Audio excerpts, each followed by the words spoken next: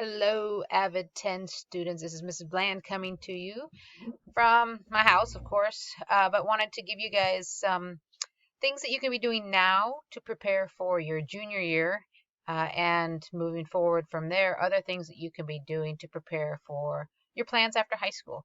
And I know that may seem like a long ways off for you, but it'll be here before you know it. So we're going to take a look at some things that you can do now with your time and energy that would be productive in moving forward with plans for after high school. So what I'm going to do here is take you to the website, Grants Pass High School website. Looks like this. So if you want to hop on your computer and walk through this the same time as me, you can. Once you get to the website, you could probably just listen to my voice some to navigate where you need to go.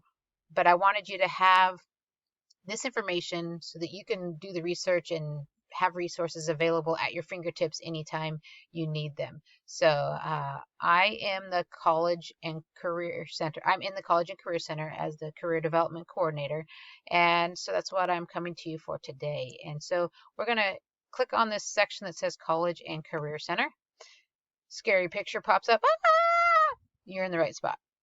Okay. And I try to keep as much information in this area as I can that would be useful. For instance, our seniors, they just received scholarships, and so you can click on this link and it lists the different money that our current seniors were able to obtain through local scholarships. It's pretty cool, but that's not at all what we're here for today. Just thought you would want to know because you have been starting to research scholarships, hopefully, and scholarships, that's a good way to go for paying for college moving forward. And there's things that you can start doing now to prepare for that.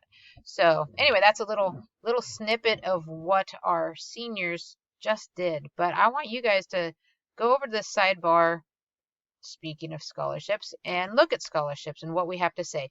And we give you some basic information here. Where do I begin? And the FAFSA is something that you'll do at the very beginning of your senior year, and it kind of tells you about how much money your family qualifies for. Ultimately, it will tell you how much money your family qualifies for to get either loans or scholarship sort of money, grant money from the federal government. And if you and your family want to look now to get an idea of what it says you're going to owe as a family, you can click on the FAFSA forecaster tool and see what it shows you. But the Josephine County Education Fund, that's where the seniors, that's what we just went to, that shows where the seniors, what money they received. And one of the things that you can do now to prepare is start keeping track, and hopefully you already have this, but just in case you don't, of your activities that you've been doing. And this is a little chart. It looks like this. It's a pretty simple form, but you will need this for the different scholarships that you apply for. And what you'll want to do is once you click on the link for it, then you're going to go to File and Make a Copy. Do not request permission. Just click on the Make a Copy and name it something that you will remember and save it in your Google Drive. Then you can go back and you can add in different times that you have volunteered or worked or done different activities that are things that people are looking for scholarship sort of stuff. So there's maybe you've worked a job, and that could be the paid work history, and you can put that on here. But there's hopefully lots of volunteer opportunities that you are looking to do, because I can tell you one of the things that scholarship committees and colleges are looking at are the different ways that you are doing things consistently for others without getting paid. And the consistency thing is something that's important. They want to see that you're able to help others, but they also want to see that you can juggle working a job if possible, as well as schoolwork and volunteering. So as well as there could be sports and orchestra, band, drama, lots of other activities that are considered good things that scholarship people are looking for outside of just the normal classroom. So this is where you would start charting all of that. And I'm hoping you guys are already doing that, because when you get to be a senior and you try to go back and fill that in, it's not easy. Not easy at all. So please make sure that you are filling out the activity chart now. Next point right here, number 4, it says community service is huge. Scholarship donors like to see students who go out of their way to help others. They recognize students who serve their community now. Community sorry, let me try that again. They recognize students who serve their communities know how to organize their time. Okay, so you're organizing your time. Students who go to school, work, and do community service have to manage their time properly. I just said that. These students have a higher success rate than most.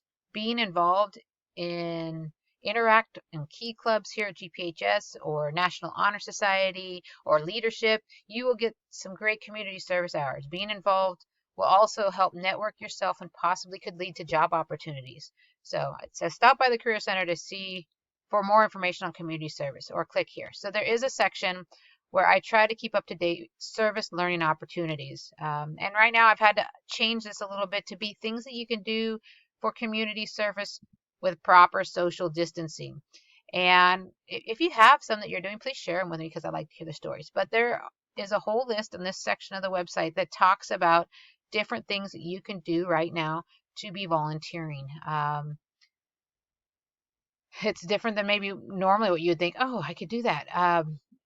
But even the record yourself playing your musical instrument and share it with an elderly friend or family member. They really like that kind of thing. Or maybe you go and play your instrument outside of their house in a way that they can hear you. They they know you're coming. You can call them and be outside playing your instrument, as well as not only blessing or encouraging your grandparent or somebody else. You're also going to get to entertain maybe lots more people than in the neighborhood with your musical instrument. Bring a smile to their face, and people need that right now. So look for ways to volunteer. Here's a list of several ways. There are also opportunities that are regular and repeated that you could do, such as the Josephine County Food Bank. A lot of their volunteers are in the older population, 60 and above, that are not really supposed to be in too much contact with other people. So they're not doing as much volunteering. So the food bank is somebody that needs regular volunteers right now. And if you think, oh, I could help with stocking food, packaging food to people so that they have food to eat right now, I'm willing to volunteer. And they take good measures to try to keep you safe and use good social distancing. You probably need to wear a mask and gloves, that kind of stuff when you're doing the work. But that is an opportunity that you can regularly do right now. You just contact them, but this is the volunteer information that they have given us.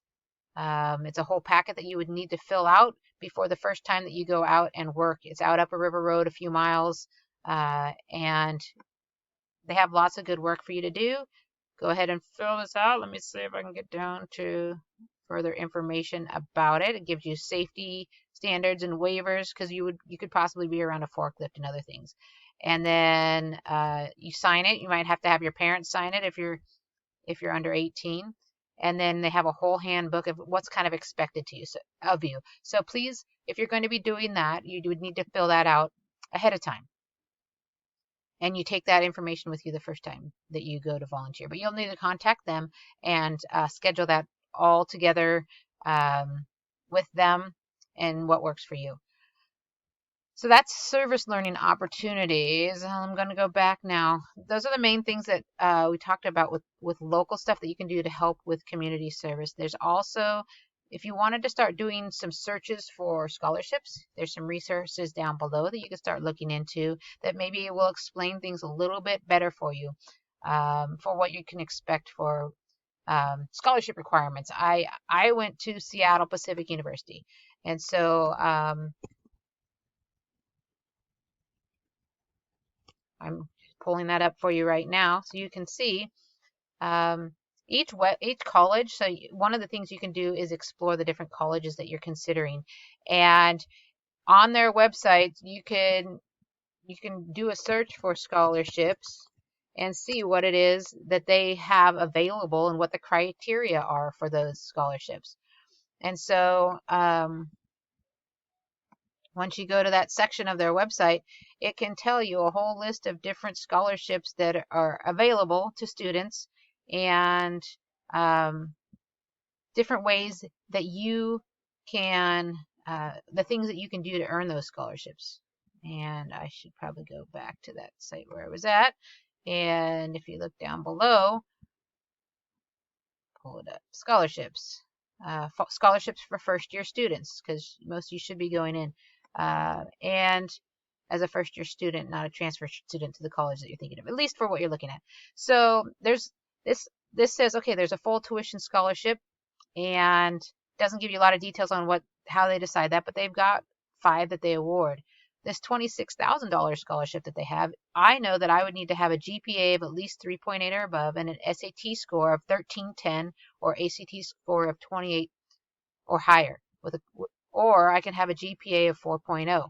So those are the things that you can start using as goals. Maybe right now you don't have a GPA of 4.0. Maybe it's a little bit lower, but bring it up to that 3.8 and have a goal of getting your SAT at 1310 if this is truly a scholarship that you know you want to go after.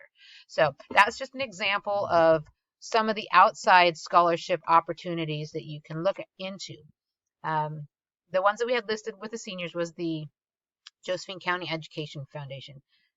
So that's a fun one that we celebrate locally, but there are other ones that are bigger, better, individualized for each university. One thing I would encourage you to not do is to pay someone to look for scholarships for you. Don't buy. You may get offers from different businesses that guarantee you a certain amount of money if you pay them to look for scholarships. I advise you to not do that. So that's a little bit on the scholarship stuff and searching, volunteering, filling out the activity chart. One of the things I mentioned was job opportunities and how keeping a job is something that a lot of these scholarship people are also looking for, and things that you can do now. Maybe you've turned 16 now. Maybe you had the opportunity to get your license before the DMV shut down. If not, you can still, as a 16-year-old, get a job. And so I do have a posting of job opportunities in our community, and there's even a section for summer jobs. That's a good thing to look into right now. Hopefully you have an up-to-date resume, and you can look into some of these different places that are hiring. The one I'm going to click on that I know for sure is hiring right now is the city of Grants Pass. They hire a lot of our students from Grants Pass High School every summer to work for them. They pay between $12 and $12.75 an hour, and there's a wide variety of jobs that they are hiring for, including the finance department, parks, property management, streets, water distribution, water filtration, water waste collection. So they've got many options for you guys. And you only have to be 18 if you're going to be driving one of their vehicles, but they hire 16-year-olds to work and do the other work, just not driving. So they would need a resume and a cover letter. And you're like, what in the world's a cover letter? Well, to find the cover letter templates, we have those. You should already have your resume, but if you go to our website and you go down here to where it says templates, there is